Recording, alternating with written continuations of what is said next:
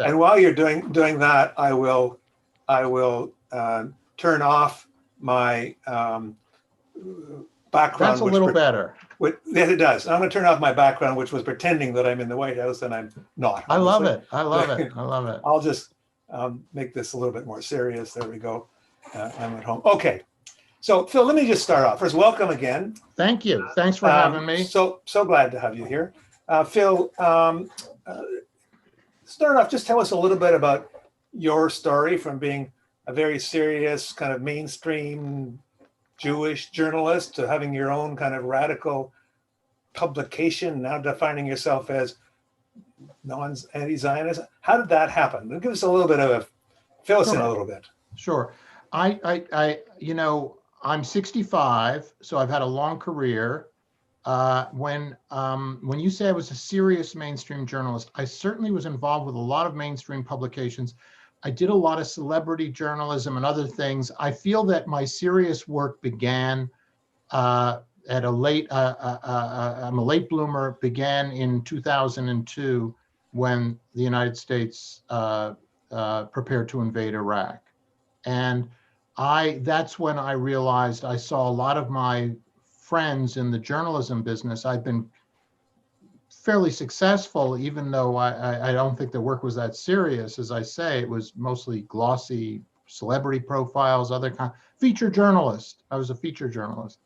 So I saw a lot of my colleagues who were supporting this awful war. Anyone knew that this was an awful war. You didn't have to have any expertise to know that that war was an awful war, an awful idea. And so I just decided to use all what professional and personal capital I could to oppose that war. And that ultimately led to my starting a blog. And my editor named it, I am an egomaniac. I can't be shy about that. But I wouldn't have named it after myself. My editor named it after me.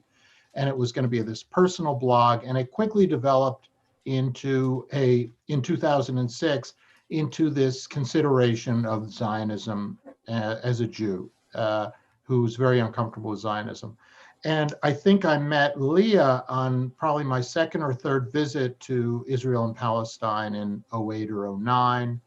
And so I've been at this work now for 15 years. It's very different from my previous work in the mainstream media.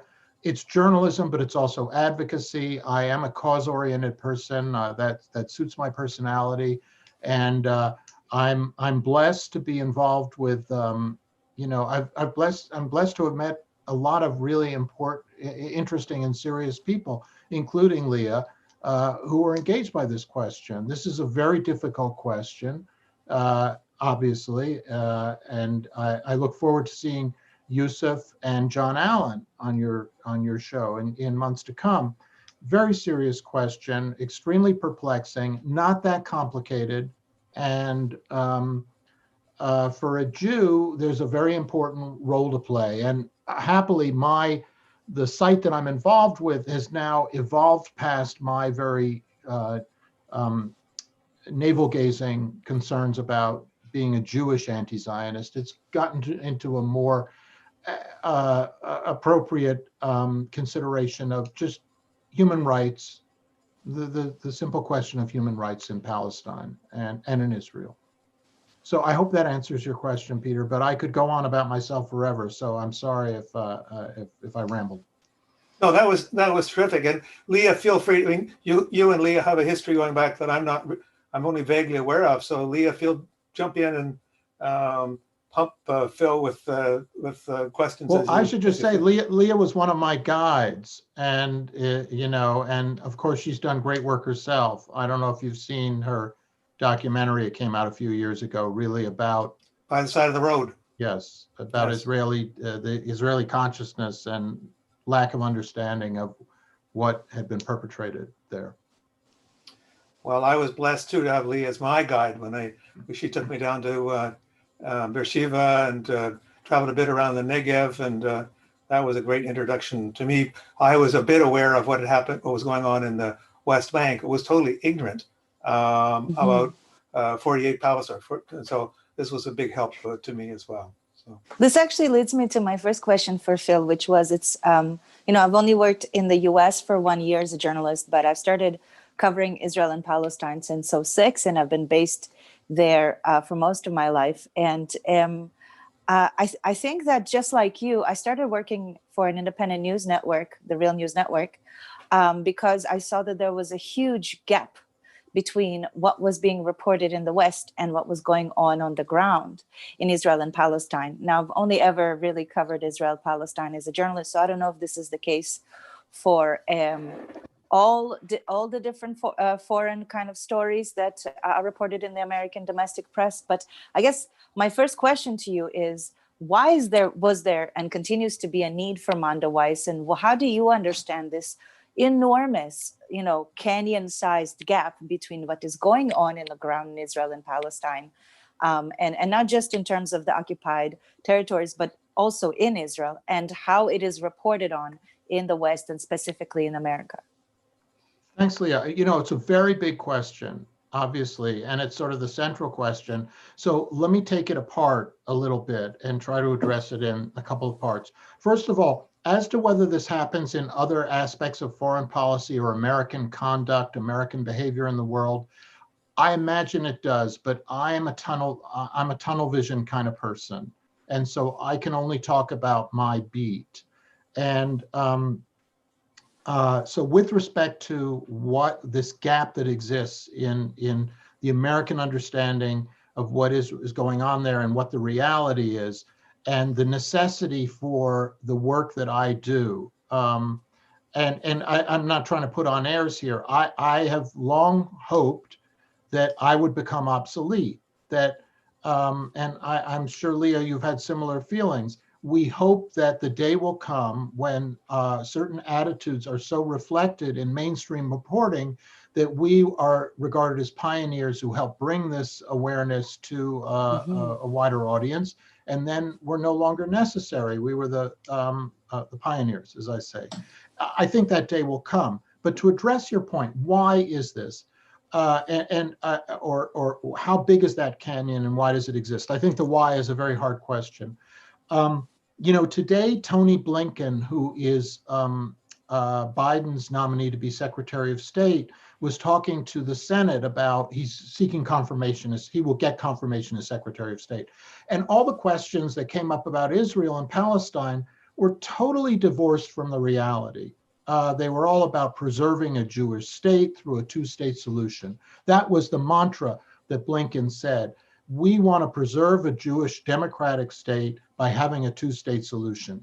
Now, anyone who has been over there understands that there isn't going to be a two-state solution. The possibility is so remote. It's like, as a friend said, the likelihood that you're going to fly to Mars tomorrow. You have that one state, one government that controls the entire territory, which is not that large a country, and that has thoroughly taken its population and moved it into the occupied territories, 700,000 of its citizens in the occupied territories, separate laws, but total infiltration of that other territory. The idea of partition, which began with a 50-50 swap, roughly, actually 56% for the quote unquote Jewish state. Now that Jewish state has 78% plus, closer to 85% of the actual territory. So the idea of partition is very difficult to even contemplate, and yet American politicians swear by it. And Tony Blinken today that was the idealistic position, was supporting a two-state solution. And so And the journalists? I'm sorry? And the journalists? Oh, you mean how the journalists imbibe this too, and mainstream journalists will reflect this too, and will say, oh, he's for a two-state solution. Good liberals in America are for a two-state solution. I think that the awareness is beginning to break in. I think that everyone on this, who's pictured in this call right now, are people who have wrestled with this reality. And that reality is beginning to break in America, but it's beginning to break in at the fringes. And I don't know, Leah, what you've observed, but certainly 10 years ago, it would have been hard to imagine Congress people like Ilhan Omar and Rashida Tlaib, who are espousing BDS, who are talking about one state where people are talking about the struggle for equal rights, even if they're not for one state as such. And so that reality, we didn't think that they would be in Congress. They're in Congress now, and they're inside the Democratic Party. So this awareness is it's increasing, but we have a long way to go. So we hear a lot about, sorry, Leah? I just wanted to follow up. Okay, Sure. I got something to follow up too. You go ahead. Iman, I sent you a graph, and I think one of the biggest problems with the way that we're talking about it is that we are focusing on that's actually not the graph, it's on page 52 of the report. We're focusing on a solutions-based coverage, whereas I'm talking about the reality of what happens every single day in Palestine. That is not being reported, right? Even when we're talking about Israel-Palestine, we get into the debate of one state or two state and so on and so forth. We're still talking about something abstract. I'm talking about journalists doing their job and covering what's going on the ground. And the reason I wanted to share this particular graph from the Institute for Democracy in Israel is because it shows Israelis' trust in their state institutions and the various institutions of government and the public. And we see that the media is quite low on the list, low, much lower below the army, the government, various parliaments, police, and so on. Now, this is not by accident. This has been the work, a very meticulous work of Prime Minister Netanyahu, and before him, many different reasons contributed to this. Thank you very much for this graph, Iman. But you in America have had a similar kind of attack on the press. And, I entered this profession long before Trump. And I've seen even when there isn't an attack on the press, they were not doing that job. They were not reporting on the reality in Israel and Palestine. And now that added to that is this massive coordinated attack on the media. I was wondering if you can talk about these two forces and how they contribute to coverage in the US of Israel and Palestine. Well, Leah, first I'd ask you, you see that we're looking at that 36% trust number in Israel. I guess it's Israel. Yep, in Israel. And remarkably, both Palestinians and Jews inside Israel seem to share that 36%. What do you imagine that number is in the United States? I'm curious. I mean, I think in the US, it's probably very similar, but it's probably divided between Republicans and Democrats. Yeah, I think that's true. From my standpoint, I think that the media reflect here as to the question of what is actually going on in Palestine versus this discussion of solutions and 2 states, 3 states, one state. The media here are reflecting the fact that this is this giant, intractable problem. That's the way Americans look at Israel and Palestine. A giant problem, and Israel is the answer to the Holocaust. That is sort of the simple answer that I think a lot of politicians have here, and that the media have too, and that therefore they do not want to overturn this paradigm of the 2-state solution, of a Jewish state alongside a Palestinian state. And so the reality, they will occasionally report atrocities from occupied territories, of which there are countless atrocities. I mean, that's part of my job, unfortunately, as I say. I mean, the same time that George Floyd is killed in Minneapolis, a learning disabled young Palestinian is shot to death by police, hunted down and shot outside his school because he misunderstands inside occupied territories, because he doesn't understand what the police are saying. And that case there have been several other cases like that in months since, and they don't get reported in the United States. And that's a pity. And even when they do get reported, it's never reported in terms of this sort of systematic abuse and repression of Palestinian rights. Palestinians have no rights in the occupied territories, and they have limited rights inside Israel. I think that it's very hard for people to reflect this reality because, again, it's here it does reflect America's myths about itself, in that the United States has a mythology about itself that's a very idealistic and romantic mythology about being a great democracy. And, I grew up with that. I partake of it. I could espouse some of that myself, but it's related to the Israel situation in that there's a mythology about Israel as a robust democracy, the only democracy in the Middle East. And Americans have largely accepted that.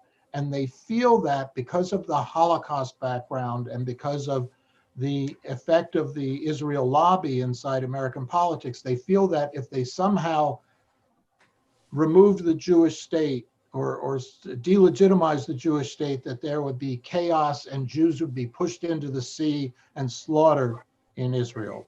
I think that is actually the fear and belief that exists among politicians, even ones who have been over there. They have been indoctrinated. They think that as Sheldon Adelson said, the Muslims just want to kill all the Jews.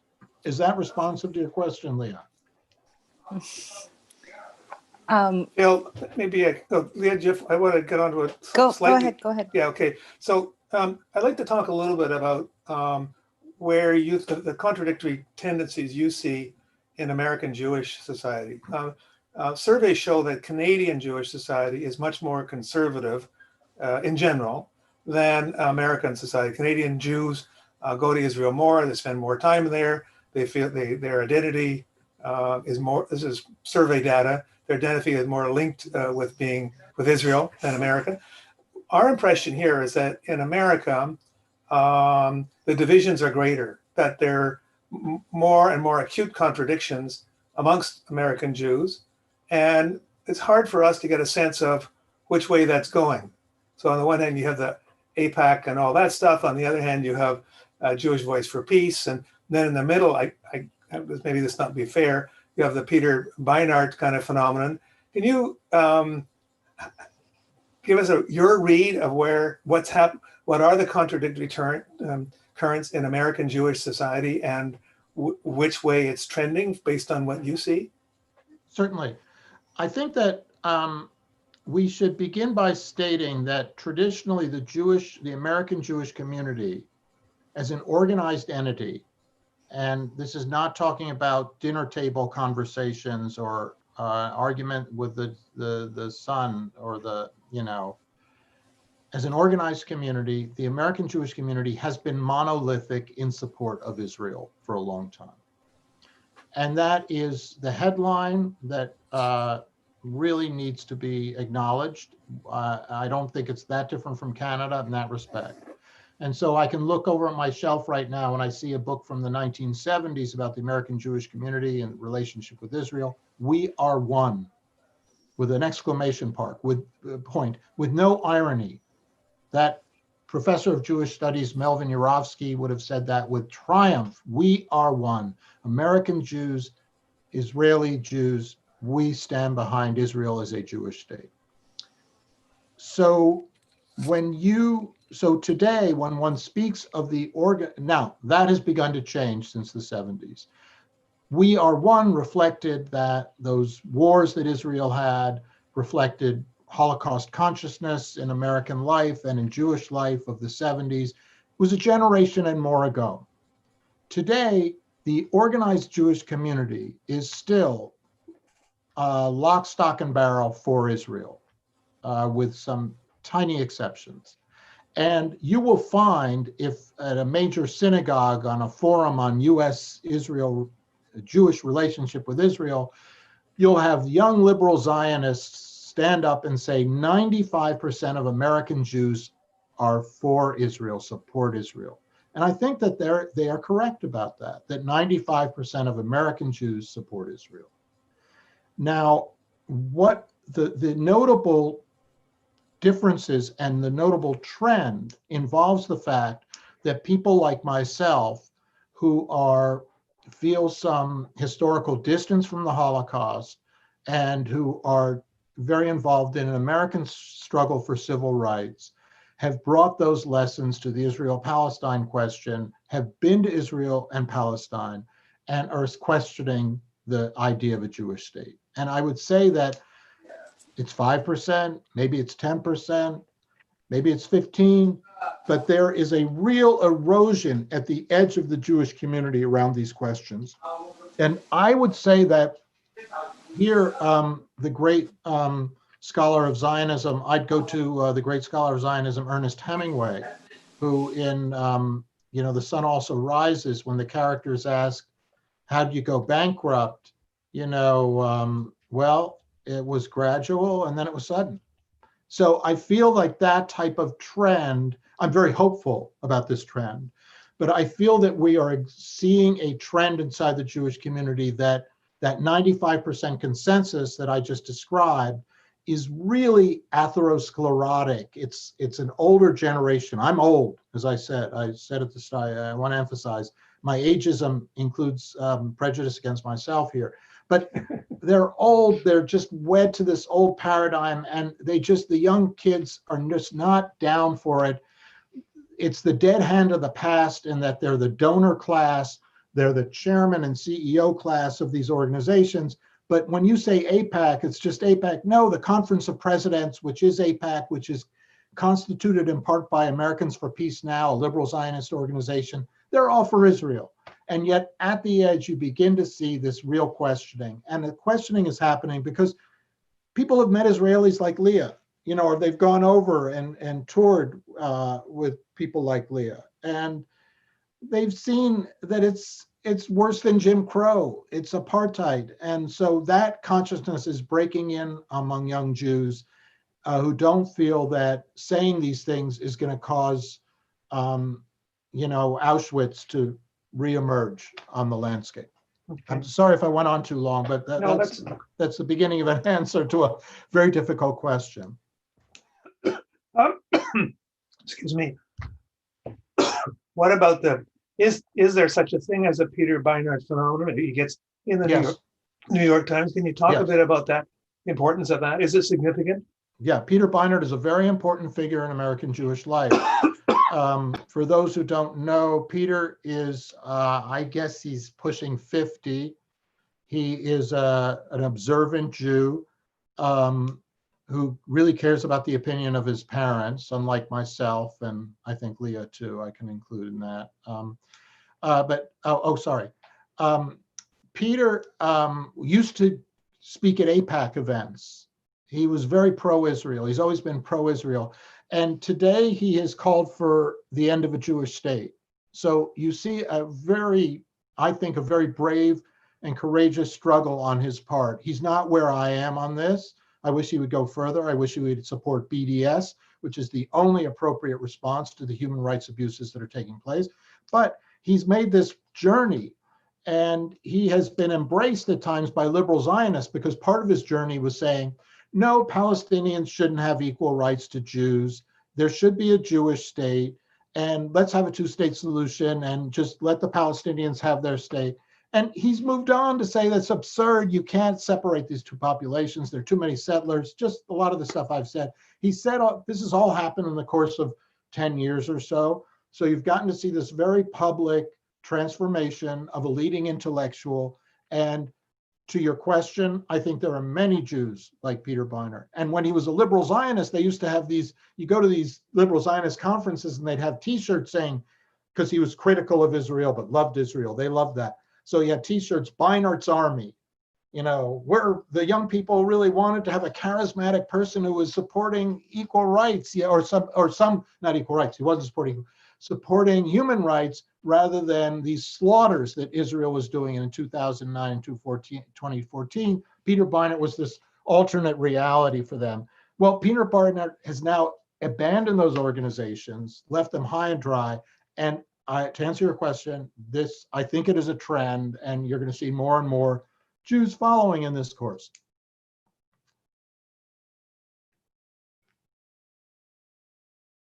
I think you are muted now, Peter. But I Oh. like that because I can just hold forth for the rest of the time. So I think that one of the other things that is a huge difference between the generations is that my generation and younger have kind of seen the limitations of the soccer game approach to discussing Israel and Palestine, in the sense of like even the way that you put, they support Israel, they don't support Israel. When they do these surveys, it's not clear what that means. I mean, I'm an Israeli, I support Israel. Yeah. Do I support an apartheid system of law? Of course not. Do I support equal rights to everyone who lives in the territory? Of course I do. But these soccer game analogies of like we are the right ones, they are the wrong ones, that have infiltrated also the left for so long, and have led to a complete miscommunication and an abandonment of values. I think those are changing. And another thing that is a very big change, not just the understanding of the complexity of the situation and the simplicity of the situation, but also that my generation of Jews who are in the diaspora and also in Israel, when that hegemony that the institutions, the Jewish institutions have held, whether it's the Central Rabbinate in Israel, the Chief Rabbinate, or UJA here in Canada, or APAC in the US, they've had a monolith over what it means to be Jewish. Jewish means to support the Israelis, meaning Israeli government, meaning Israeli army, a very, very kind of blanket, hands-off support that didn't really go into details of what it means.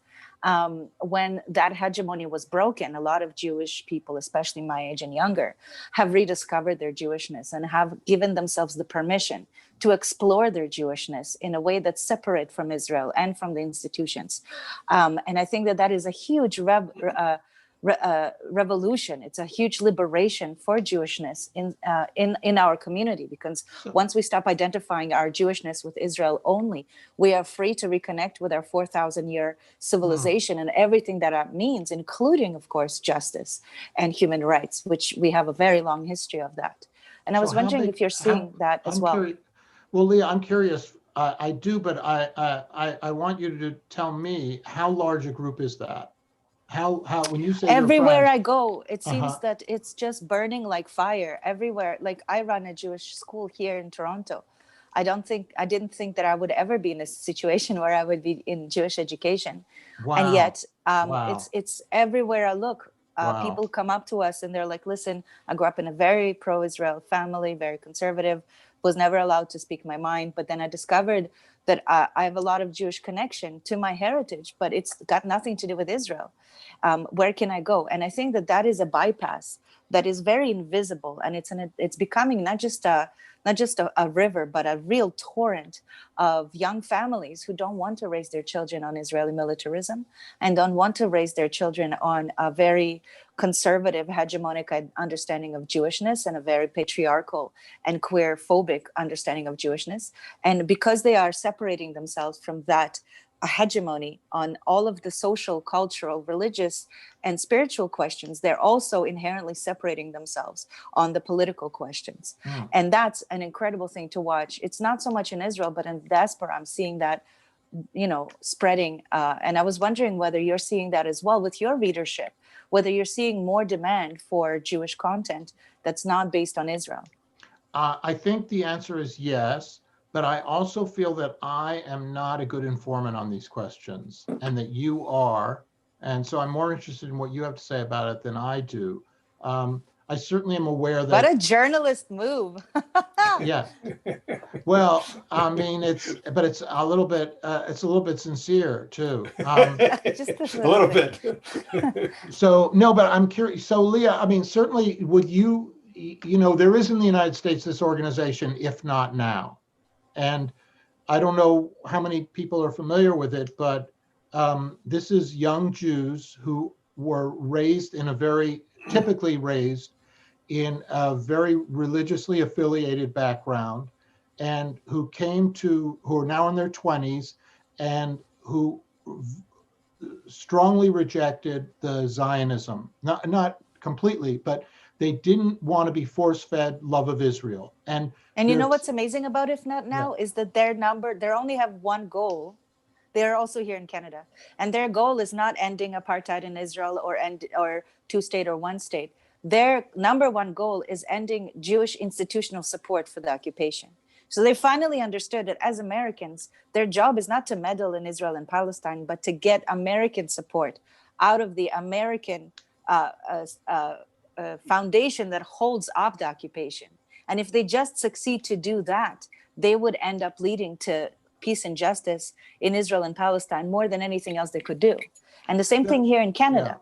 Yeah. That's a very good point. And I should say they began in 2014. And so what you're saying is that they identified this root cause among the root causes. The one root cause for which they could have some ownership and responsibility was the American Jewish establishment. Okay. And its support for Israel's occupation. They have failed at that. And they're working hard at it. I accept that. How do you define success? I define success as making progress. And I don't see progress in the American Jewish establishment. And I think that it's a mistake to put all your eggs in that basket. I think that you have to organize. I think they're doing good work. But I think they're young people, and I think they don't have a clear program. They don't address apartheid. They retweet, there's a discussion of apartheid that is happening around the world now about Israel. And it's a very important discussion. And it's been greatly advanced this week by an Israeli human rights organization, B'Tselem, which says this is apartheid from the river to the sea. And American Jews who want to be part of this struggle, in my opinion, have to be endorsing that because it's true, and have to be adding their voices to that. So to narrow focus and then say, no, all we're doing is focused on getting the American Jewish establishment not to support the occupation is a type of blindness. Because it's not just the occupation, it goes beyond the occupation. And I like what If Not Now is done, but I don't want to get into, I think we're getting into the weeds, but I brought them up more to say that it was responsive to your point. Their name comes out of one of the most beautiful quotes in Jewish tradition, which is Rabbi Hillel says, if I'm only for myself, then who am I for? If I'm not, if nobody does for me, then who will do for me? Yeah. And if not now, when? I'm butchering the quote, but it's a wonderful statement of the sort of ethical problem that all individuals face in the world. And so part of when they said, if not now, they were saying, hey, we're against the occupation. If not now, when? And they came up with this in 2014 when Israel had slaughtered 2,200 people in Gaza, including 500 children. A wonderful response by them to this of young Jewish people. And I think that it speaks to Leah's point, which I'm not in that community to the extent that she is, or I'm not observing it. And Leah's a different generation than I am. So, they are very Jewishly identified young people who are taking Jewish traditions and employing them toward justice. So, but you, again, I emphasize, you know more about this than I do, Leah. So it's an imposture on my part to just a minute here. I'm chief interviewer. I want to ask a question too. Okay. Not that Leah's questions are great, and I can see her doing the whole thing, but I have a list here of things, a couple of things I want to talk to you about. Before I do, someone has mentioned that IGV Canada done a survey of Canadian Jews that showed that our Canadian Jewish community is quite divided. I don't know whether it spoke to its support for Zionism. I think, but it certainly had divided opinions about the occupation and those kinds of issues. Phil, I wanted to raise your question here from Canada on the importance of anti-Semitism as a phenomenon in the United States and how that's impacting the Jewish community. It seems to me to be obvious that every time we have an anti-Semitic act, that stirs the Zionist kind of nerve. People feel, I'm sure, feel frightened. I don't have a sense of whether in the States today, whether the anti-Semitism is as big as the anti-Black phenomenon, how significant it is, what's it doing to the American Jewish community in terms of its attitudes towards Israel. Well, before addressing the Israel piece, I should say that anti-Semitism has certainly reared its ugly head in the United States in the last few years in the Trump era. And one of the reasons that tonight and tomorrow are joyful days in the United States is that many Americans are hopeful that under Biden and Harris, there will be a new era in the United States, and that Trumpism, if it doesn't go away, it won't go away with a wave of a wand, but the Trumpism will begin to ebb from the public space. So anti-Semitism has been a prominent feature of Trumpism. I do not think it approaches the level of hatred and threat that Muslims and African Americans have felt, but certainly there have been massacres in Poway and in Pittsburgh, San Diego, the Poway in San Diego, and so in those cases, I guess, I mean, those were massacres. And there have been a lot of threats against Jews, and there's been a lot of anti-Semitic messaging in the last few years. So we have undoubtedly seen a recrudescence of anti-Semitism in a way that people like myself, who were saying years ago, anti-Semitism is no longer a factor in American public life, I was wrong. It still is an important, I wouldn't say major factor, but it's an important element of the American social mix, and it's a very scary one. Mm. That being said, it is also manipulated by Zionists to try to foster support for Israel, including saying that left-wing anti-Semitism is as bad as right-wing anti-Semitism. Right-wing anti-Semitism, which killed, I think, 11 people, was it, at Tree of Life Synagogue in Pittsburgh, that's killing 11 people is the same as joining a Students for Justice in Palestine chapter at a university. That's left-wing. So this is a completely bogus argument. Left-wing anti-Semitism. I certainly have seen some very virulently anti-Israel comments on the left. I've occasionally seen that blur into, blaming Jews, and talk about Jewish identity, talk about essential Jewish I mean, I've seen that in anti-Zionism, no doubt, but at the periphery. So I think it's a very confusing period. And I think that one of the great things about Biden coming in is that for the last few years, left-wingers like myself have been very involved with liberal Zionists in a joint struggle to get rid of Trump. And we sort of said, hey, I will put aside my differences over the Jewish state in order to deal with this threat to the American state.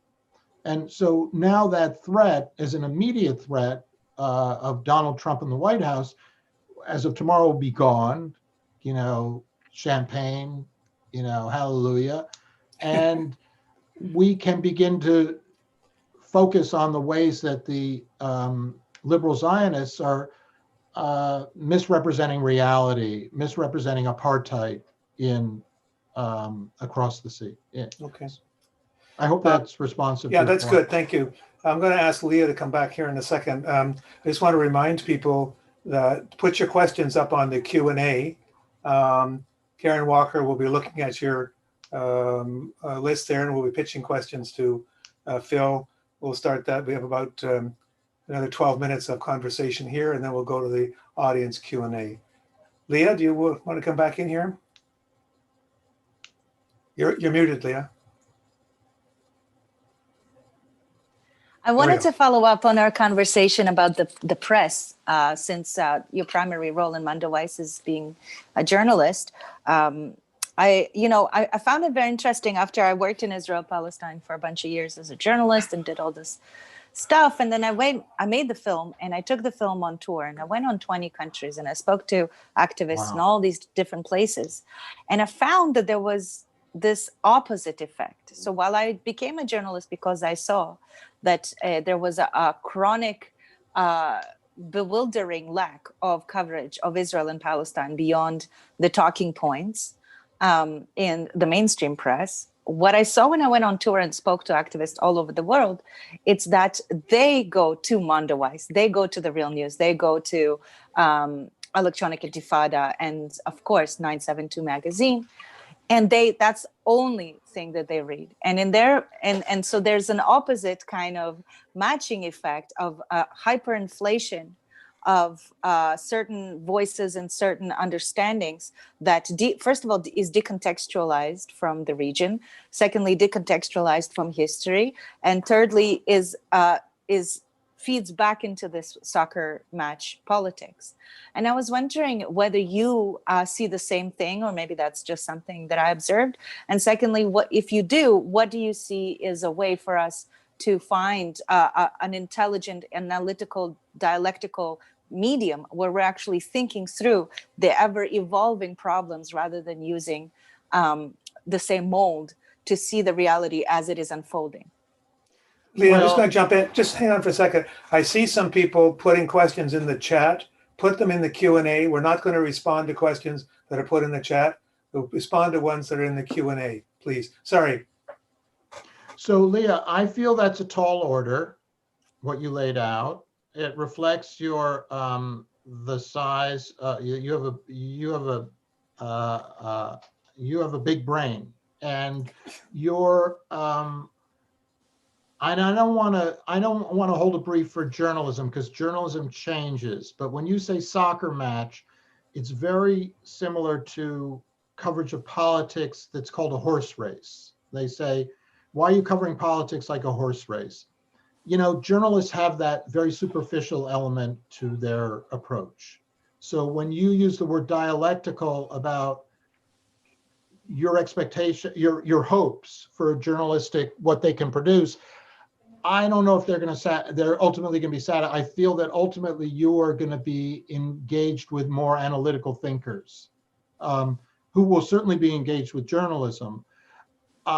So that's where I think journalism is changing so much though all the time that I hesitate to say that superficiality is, going to characterize all. I don't know. I mean, but to your point about the decontextualized and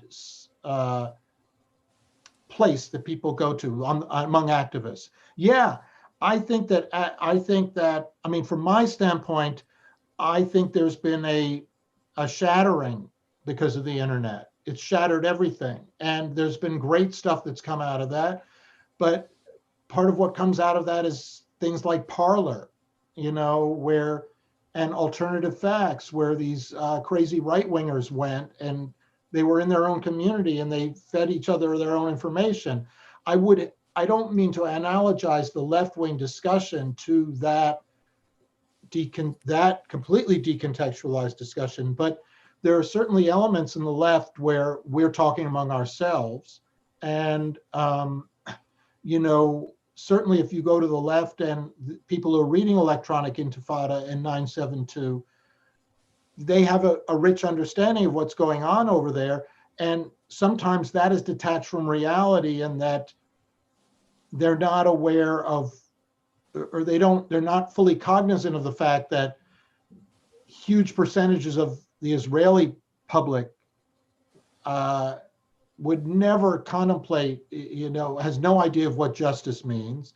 And even in the Palestinian public, according to opinion polls, there's large percentages that still want a Palestinian state. And certainly in the American political class, everyone is for a two-state solution. So I feel like these realities have to merge at some point before there's going to be an honest discussion of this. And I mean, to go back to the events that are happening in the discourse right now, and to the B'Tselem report, I referenced this earlier, this human rights organization from Israel said there's apartheid from the river to the sea. And, or I'm sorry, it's an apartheid regime because there's apartheid in the West Bank that it enforces. And the London Review of Books this week said, no, it's apartheid from the river to the sea because there's discrimination against Palestinians inside Israel. And Yesh Din, an Israeli human rights organization, said last summer, it's apartheid.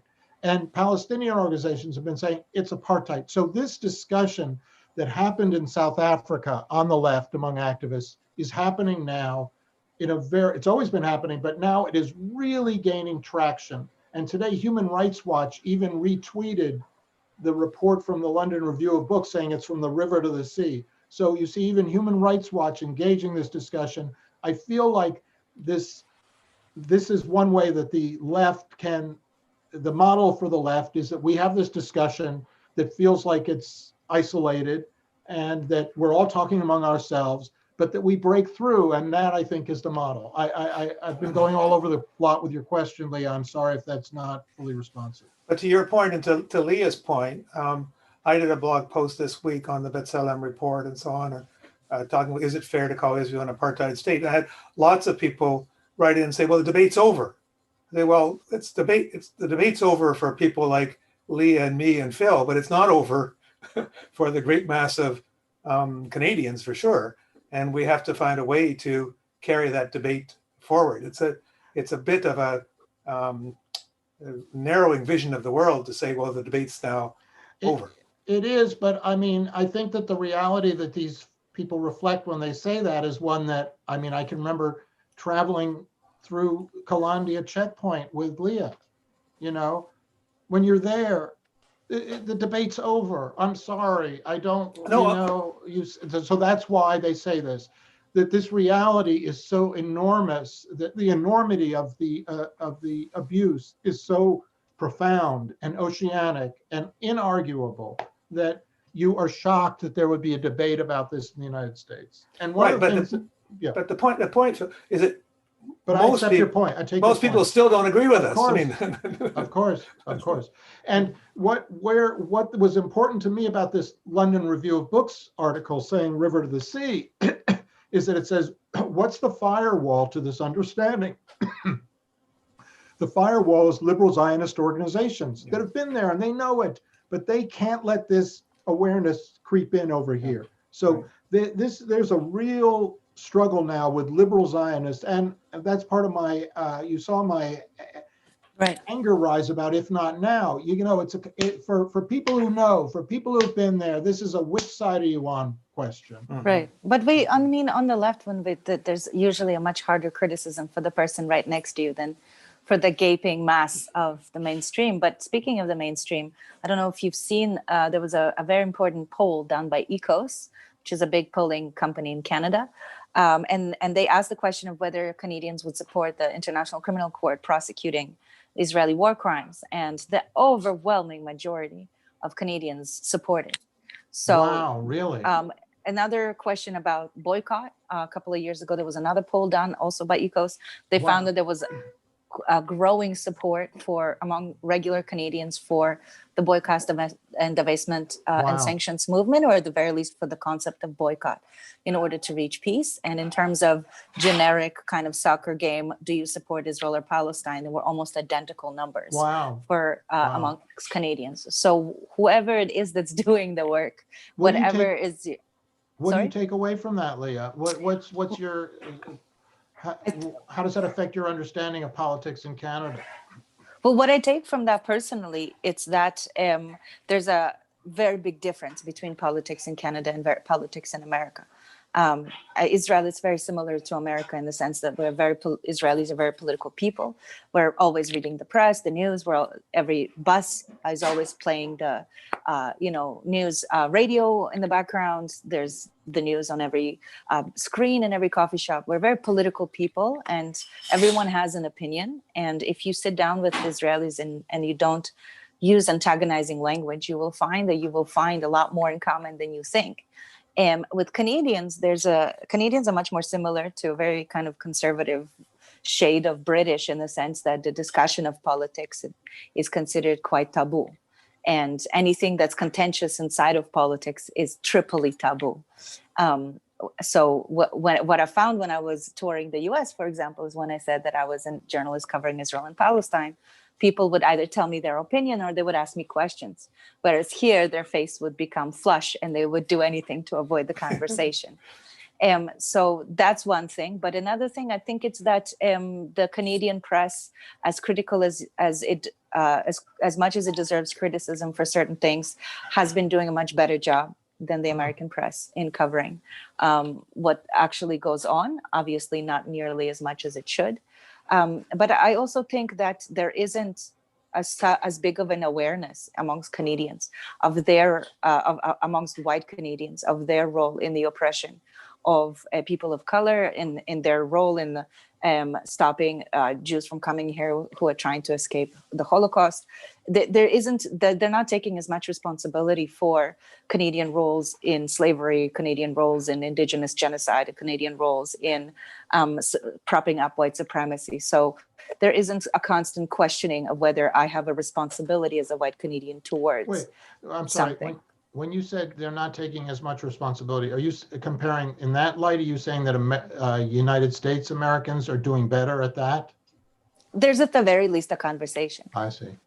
Mm-hmm. I'm going to have to jump in here. It's now 8:30. We have Oh, sure. Yeah. we got 17 questions lined up here, so we're going to have to try to see whether Great. Karen is able to bundle some together. So Karen, have you got a question that you can share with us?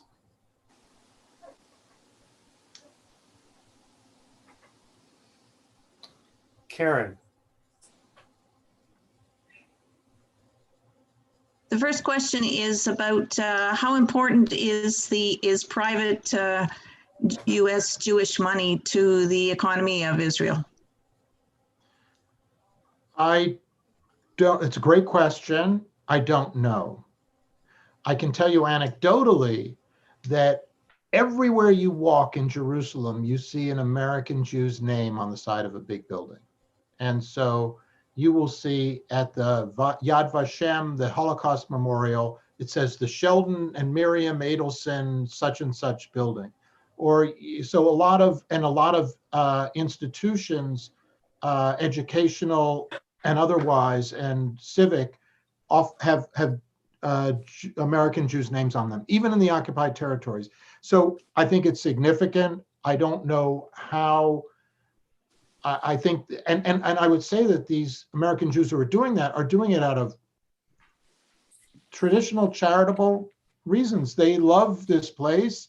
They want to foster it. They want to bring out the best in it. And you see Mike Bloomberg doing it. And I mean, I think they're doing a bad thing by sustaining an unequal system and apartheid, but you do see these prominent American Jews who are doing that. And it's long been a source of Israel's support, and I think it's given Israel an advantage in international, when Israel says it's the startup nation and we do all these great things in high tech and biomedical field. Part of that is American Jewish money that out of love is going over and supporting these research institutions. But I don't know, but I cannot be precise about that. I'm sure that the Canadian money is much less, but when you walk around that square, I see the Dan family and the Pekins. There are a number of very well-known Canadian Jewish families that have also made contributions as well, though probably in a more modest Canadian amounts. Karen, another one? Does it really seem to you that Harris Biden are going to move the needle on Israeli policy? Do you think that they'll even move the embassy back? I personally see no sign of any substantial change in policy. Well, let me answer the last part of that question directly. I just heard Tony Blinken, who was the Secretary of State nominee, being grilled by Ted Cruz, the one who fostered this Capitol Hill riot last week, the senator from Texas. He said, do you agree that Jerusalem is the capital of Israel? And do you commit to keeping the embassy of the United States in Jerusalem? And Tony Blinken, the Secretary of State to be, said yes and yes. So that embassy is not leaving. Will the Biden-Harris administration move the needle? I say it will, but I'm always hopeful. I feel there will be confrontations with Israel over its settlement policy. I feel that the understanding that it's apartheid will inevitably begin to break into the Democratic Party. But this is mere speculation. We could go on and on about this. I don't know how much I could speculate more. No one knows, but I don't want to waste people's time. Unless that's a central question, and I'm happy to answer more. No, that's fine. Thank you.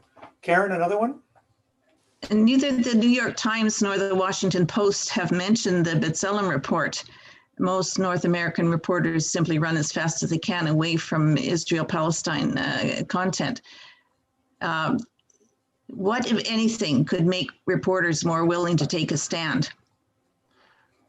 I think it's an excellent point again, and all I would say is patience. 15 years ago, Jimmy Carter used the word apartheid in the title of a book, Palestine Peace, Not Apartheid. He was basically drummed out of the Democratic Party for it and abused by the media. The B'Tselem report has not been picked up by the New York Times and the Washington Post. However, it has been reported by CNN. And Betty McCollum, a wonderful congressperson from a neighboring state, well, not quite, but Minnesota, Betty McCollum has used the word apartheid, a congressperson. And so I think there's incremental change on this. And I think that the understanding that I think this is an understanding that's growing in the United States. Leah, what do you have to say about that? Yeah, so obviously I don't have as much experience in American newsrooms as you do, but I worked for a year in DC, and we were based in the offices of McClatchy, and through that I got to see that there's actually most American journalists are not confused on Israel-Palestine. They're quite clear on what is happening there, but they understand that any critical coverage of Israel-Palestine comes with an enormous price. And I think that that price is not only from the top down in terms of the editors, but it's also from the very well-organized institutions. So here in Canada, for example, we have Honest Reporting Canada, HRC, who are incredibly organized. And as soon as any journalist in the mainstream media writes anything, even mentioning the word Palestine, they bombard them and their editors with negative letters and threats and so on. And they have the ear of politicians. And so the same thing happens in the United States. So there's a very big price. I don't really blame the journalists as much as I do this system that exists that allows for the right wing to influence from the bottom and from the top, the silencing that causes self-censorship amongst journalists. I once talked to a well-known Canadian journalist here who said that if you're covering lots of different topics, you want to think twice before you say anything critical of Israel, because you're going to get a whole raft of complaints. It's going to go to your bosses. They're going to be asking you for explanations. So you end up spending hours and hours and hours justifying it. And it's better just to avoid it, except on very rare occasions. That's right. Karen? Why is the Zionist lobby so successful in the US? Well, that's a good one. I think that there are a number of reasons that it's so successful. One is that the Republican Party and the evangelicals are supportive of Zionism they share that ideology. On the Democratic side, they're so successful because I think American Jews are a central part of the coalition that makes up the Democratic Party. John Ossoff just won the Senate in Georgia. You may know that Ossoff and Warnock are this Black and Jewish pair who are coming to Washington and giving Biden a majority in the Senate. And Ossoff gave a speech last night all about this is the great Jewish-Black alliance that has changed America.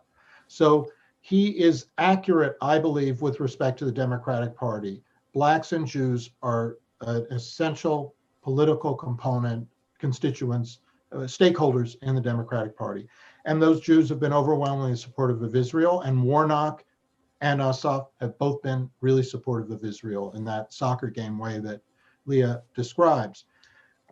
Beyond that, I think that the Zionist lobby has been effective because Zionism was seen as a positive thing, and the UN resolution of 47, which divided the territory, was a yielding to Zionism after the Holocaust. And that kind of great historical resolution has influenced America, and so it was receptive to the Zionist lobby. I do think the Zionist lobby corrupts politicians. It's very effective. It has it can control a lot of money, and it shuts down debate, and it's beginning to break up. That's my hopeful news. It's beginning to break up. And when I should add, just to emphasize, when Leah describes those attitudes in Canada about we're for boycott and we are for equal sympathy for both peoples, those are the same numbers in the United States in the Democratic Party. So you have a Democratic Party on the ground who know a little about this now. My friends, your friends, whatever, the young Democrats, they get it. It's not that hard. And they are open to the idea of boycott. And so that is a very powerful and very difficult constituency to handle if you are the Zionist lobby, because they make up the base of the Democratic Party. Leah, do you have another question to ask? I want to ask Phil one here, but you want to jump in? You okay? Phil, I'd like to ask you a bit about BDS, and particularly about whether or not, and I'm going to annoy some people by asking this question, but is it making progress? We see BDS, on the one hand, we see all these attempts to make it illegal or condemn it and so on. On the other hand, we see student movements supporting it. But is it clear to you that BDS in the last 3 or 4, let's say during the Trump period, has actually made progress, or is it stalling? What's your assessment? Well, let me emphasize that the person that you are interviewing tonight is a very positive person. I am not given to doomsday or pessimistic proclamations. It's unfortunate temperamentally. That's where I go. I'm It's a good thing. I think it is good in a lot of ways. But to be specific, so I think that I think it undoubtedly has made a great deal of progress. I think it's a wonderful movement. I mean, I don't know it well enough. I know there are a lot of criticisms. I think it has been enormously successful. And one evidence of that success is that today, again, Tony Blinken was interviewed by the Senate to be Secretary of State, and he was asked about BDS. Now, 4 years ago, 8 years ago, I don't think he would have been asked about BDS. So there's a lot of recognition of what BDS is. It's bad. It's so bad, according to Tony Blinken. Well, I don't like BDS. We don't like it. I'm with Biden. Let me make clear. Yeah, go away. I mean, I just think that the awareness of BDS and the mishandling of BDS by these people who hate it, I mean, that you have 28 executive orders against BDS, which are clearly unconstitutional. Even Blinken today said, you have a free speech right to endorse BDS. And so all these executive orders against BDS are going to be overturned in time. I think that there's just this big struggle that's happening now over BDS in the American political discourse, and that's great. We used to be totally marginalized, and now Congress people are discussing it. And the more people understand what it is, BDS is, among other things, when you can't not have a discourse and a discussion of apartheid, which is beginning to happen on CNN, not in the New York Times, beginning to happen among a few Congress. You cannot discuss apartheid without discussing BDS. How? You can't. It's the cart that follows the horse. So I'm not worried about it, Peter. But I think it's made great strides. Okay, great, thank you. Karen, you got one or two more there that we can fit in before I move to wind up? Wow. Okay. How can we educate the American people about the Israeli-Palestinian issue? I think there are a tremendous, and Leah would understand this too in her own way. I think there are a tremendous amount of resources out there that you can send them to, and people who I think don't, if you piled up all of the books and reports, you could probably reach the moon. right? Yeah. So it's out there. I feel that this is not a question about the neighbor. It's a question about politics. And I think it's, this is why they call these things a struggle. The desegregation was a struggle in the United States. Against Jim Crow was a struggle. Apartheid in South Africa, that was a struggle. It went on for 50 years or so. I mean, so this is a struggle too. And a struggle involves hard work. It involves, not screaming at people sometimes, trying to reason with, Leah, what do you say? Well, I think that's the $64 million question. But I think that there's a lot of big picture things we could be doing. But I think in terms of, if you're a very positive person, I'm a very positive, practical person.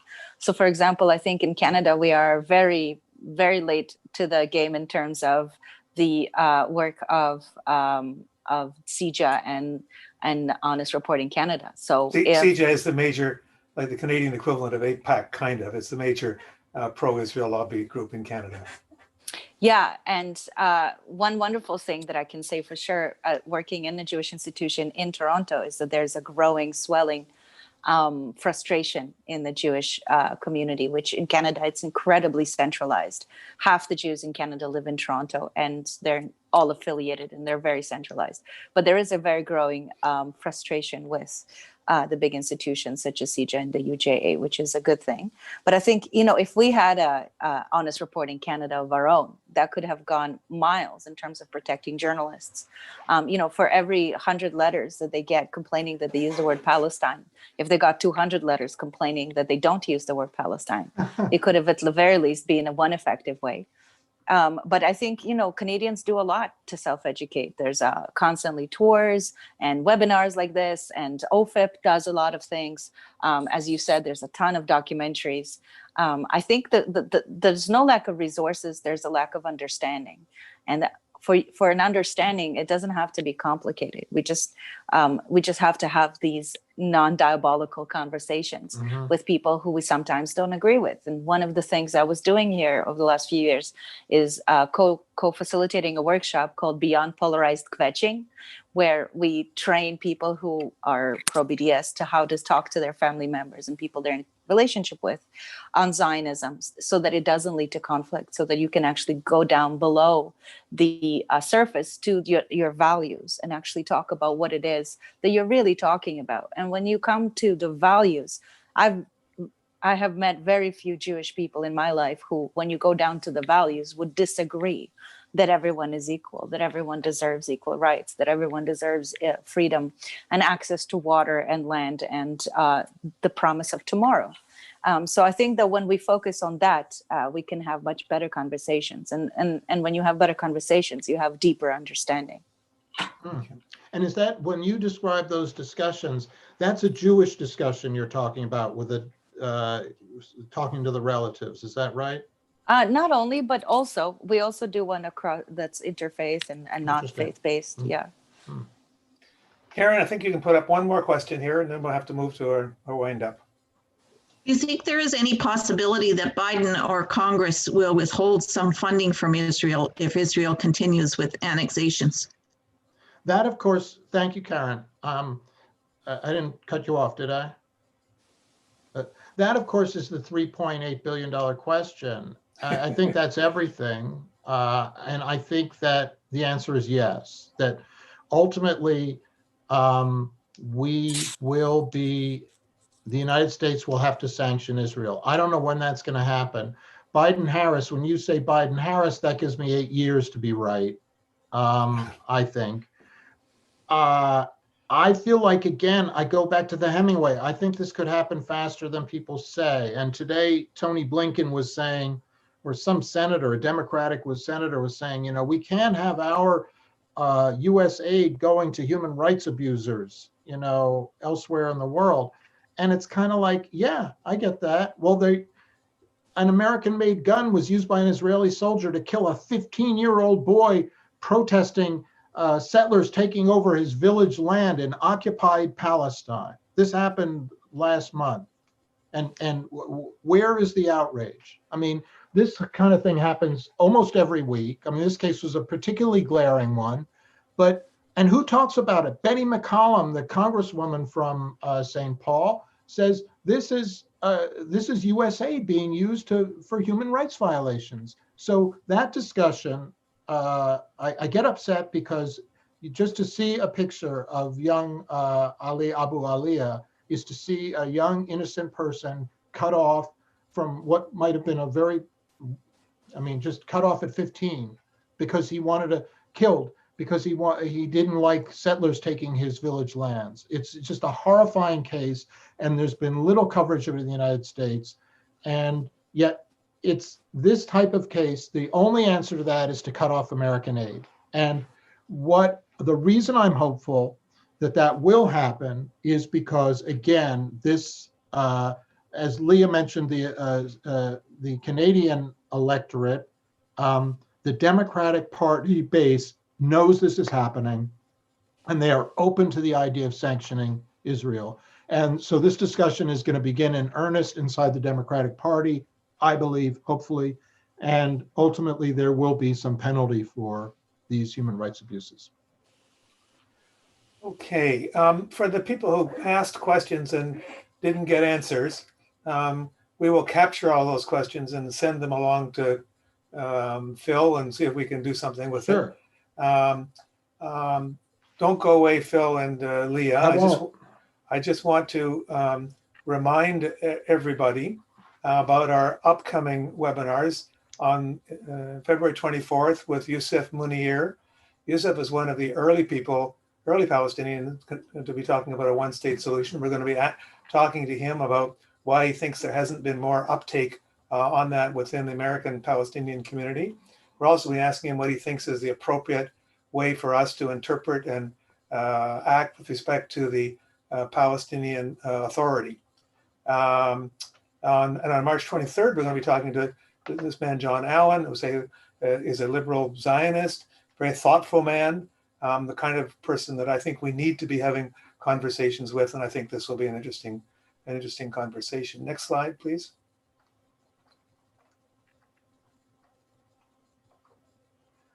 This is just a quick reminder that OFIP is a voluntary and self-financed organization. Any donations that you send to us are gratefully received. We have some expenses coming out of the webinar. Part of my deal with Phil is that we made a contribution to Mondoweiss, and we're very happy to do so. And we think it's been great. Maybe we can stop the screen sharing, and I just want to bring both Leah and Phil back on here. Phil, maybe you have one or two final things to say, and Leah, perhaps you do as well. So now's your moment to sum it all up. Well, thank you, Peter. And thanks for all the viewers and listeners. And I'm sorry if I didn't get to questions. Thank you, Leah, and thank you, Karen and Iman.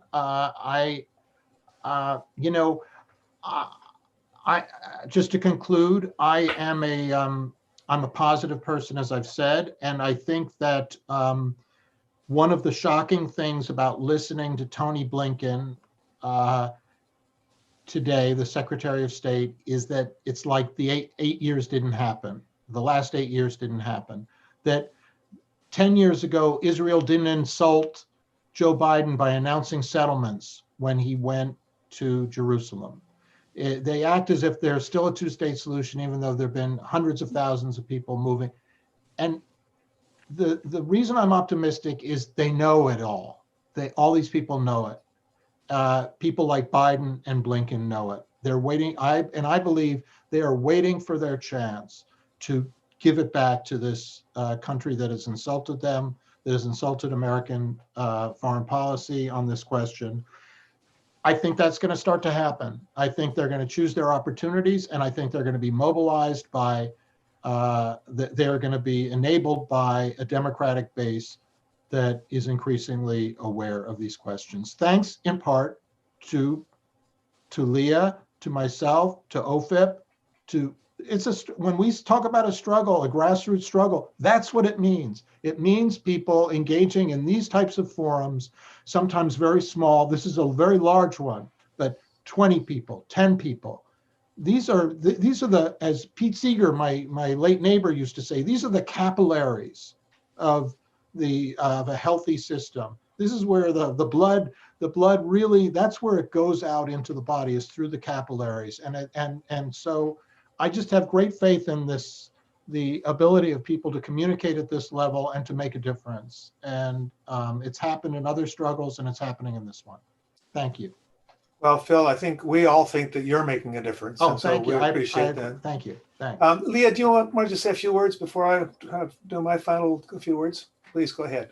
Well, I never had a chance to personally meet Humana Patel, who's based from Mondoweiss in Bethlehem, but I've had a chance to work alongside Alison Dagger, who's based in Ramallah for many years and wrote for Mondoweiss for many years.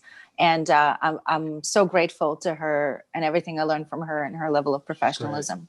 So thank you to Mondoweiss for all the coverage that you've been doing over the years, and definitely an indispensable part of the media landscape. Thank you, Leah. And Leah, we're proud to have you as a Canadian. You're doing terrific work, education that we could see at various levels. Your insight is unparalleled. So thank you very much for your participation. And thank you for agreeing to be a member of the OFIP Advisory Council. And if I could just say thank you to Leah. Leah, as I said, was one of my guides. She took me around Jerusalem and the West Bank. And obviously she knows this in her pores. So thank you. And thank you for being here tonight. For everybody who's on it's now 8:55. First of all, I will be following up, saying all of you who have registered, I will be sending to you a YouTube link for this webinar, so you can share it with any friends you want. For those of you who are Canadians, it will also include the website and the email address for the Ottawa Forum on Israel-Palestine. So if you want to sign up to our weekly bulletin, you can. If you want to find out more information about our organization, you could do that there as well. Our model is to raise the issue and lower the temperature. We want to provoke a broad conversation amongst Canadians about human rights, not just for Palestinians, but especially for Palestinians and for Israelis, and what Canadian policy is and what Canadian policy ought to be in order to promote human rights in the region. And I think that, Phil, you've made a tremendous contribution tonight. Thank you very much. You've been generous with your time. I apologize to people whose questions did not get answered. I thank Iman Ayub for handling things technically in the background, and Karen Walker for pulling together the questions, and to Leah for her both her questions and her observations. So it's now 8:56. That's time. Thank you so much. Phil, you get to go have your glass of wine and watch what's happening in Washington over the next 20. Good luck to all of us. Thank you, Peter. Thank you so much.